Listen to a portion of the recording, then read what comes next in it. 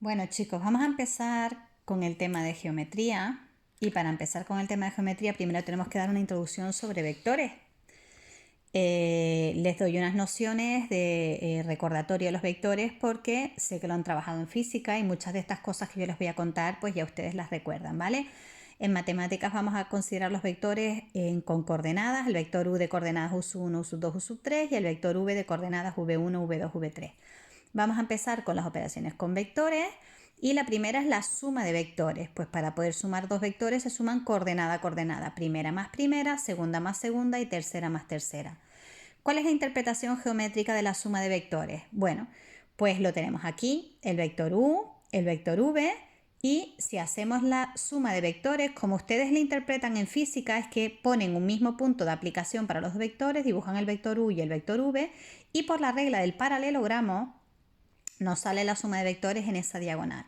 Pero ya saben del año pasado, cuando vimos la geometría el año pasado, que la definición matemática de suma de vectores es que colocamos el vector u y en el punto final donde acaba u consideramos que está el punto inicial de v y para nosotros la suma es la que une el punto inicial de u con el punto final de v.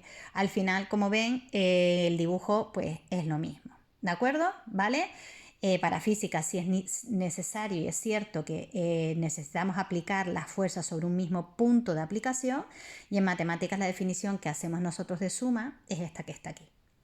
Vamos a ver otra de las operaciones con vectores, el producto de un vector por un número. ¿Cómo se multiplica un número lambda por un vector u? Pues multiplicando cada una de esas coordenadas, ¿de acuerdo? Vamos a verlo geométricamente. La explicación de lo que sería el producto de un número por un vector, si este es el vector u, pues este sería 2 veces u. Una y 2 veces u. Y sin embargo esto sería menos 3 veces u. Empezando aquí, colocamos el módulo de u en la misma dirección, pero al ser el número negativo menos 3, está en el sentido contrario. ¿De acuerdo? ¿Vale? Vamos a seguir con las operaciones de vectores y vamos a hablar de lo que era el producto escalar de dos vectores y el producto vectorial de dos vectores. Hay dos productos de vectores. Sí, aparte de existir el producto de un número por un vector, existen dos productos de vectores, el escalar y el vectorial. El escalar, dejo bien claro aquí, que nos da como resultado un número y el vectorial nos da como resultado un vector. ¿Cómo es el producto escalar? Pues ya saben que para ser el producto escalar de dos vectores va a ser multiplicar primera por primera más segunda por segunda más tercera por tercera. Esto nos dará un número. Y el producto vectorial, como ya han visto en física, es colocar las direcciones i, j, k que corresponden a la coordenada x, la coordenada y, la coordenada z del vector, colocar un vector, colocar el otro vector y hacer ese determinante. ¿De acuerdo? Lo que nos da aquí es otra i, otra j y otra k que pasaremos en matemáticas a colocarlo de esta manera con coordenadas. ¿De acuerdo? Importante, lo pongo aquí. El vector que da como resultado del producto vectorial de dos vectores está en la dirección perpendicular a la que determinan esos dos vectores. Aquí he intentado dibujar lo que sería un plano. Tenemos nuestro vector u y nuestro vector v y en la dirección perpendicular, es decir, saliendo del plano hacia arriba, tenemos en este caso yendo desde v hasta u el vector, el producto v por u y si hacemos el producto de u por v, realmente sale hacia debajo del plano. ¿De acuerdo? Estos son líneas discontinuas porque quedan ocultas debajo del plano y saldría para abajo. Ya saben que el producto vectorial nos da como resultado un vector y que ese vector está en la dirección perpendicular a las dos que nos dan. ¿De acuerdo?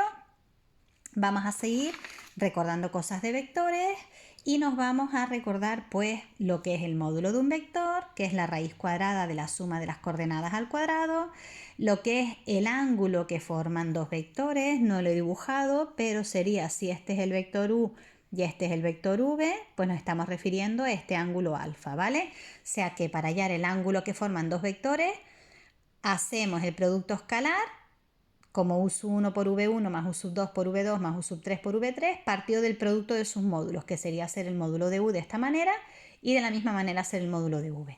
¿De acuerdo? El vector que une dos puntos, esto es muy importante y además lo utilizaremos en muchas ocasiones nosotros. Nosotros nos van a dar puntos como información y sacaremos de ahí lo que sería el vector que une esos dos puntos. ¿Cómo sería el vector AB? Ya saben que el vector AB iría en este sentido y el vector BA iría en el sentido contrario. Y es importante que los hagamos bien. El vector AB son coordenadas de B menos las de A y el vector BA son coordenadas de A menos las de B. ¿Vale? Importante, para hallar el vector que une dos puntos son coordenadas del punto final menos coordenadas del punto inicial. Vamos a hablar de dos características de los vectores, la perpendicularidad cuando dos vectores son perpendiculares y cuando dos vectores son paralelos. ¿Cuándo dos vectores son perpendiculares? Pues dos vectores son perpendiculares cuando el ángulo que forman es de 90 grados y entonces el coseno de 90 grados es 0. Y para que esto así definido sea 0, la única forma es que el producto escalar, el numerador, sea 0, con lo cual, para que dos vectores sean perpendiculares, el producto escalar de esos dos vectores debe dar 0. Y para hablar del paralelismo de dos vectores son paralelos cuando los vectores sean proporcionales, es decir, uno sea 2 veces el otro, menos 3 veces el otro, la mitad del otro. Y se puede ver de tres formas. Se puede ver viendo que hay realmente una razón de proporcionalidad entre las coordenadas. Primera entre primera es igual a segunda entre segunda y es igual a tercera entre tercera. Esa es una de las formas de verlo.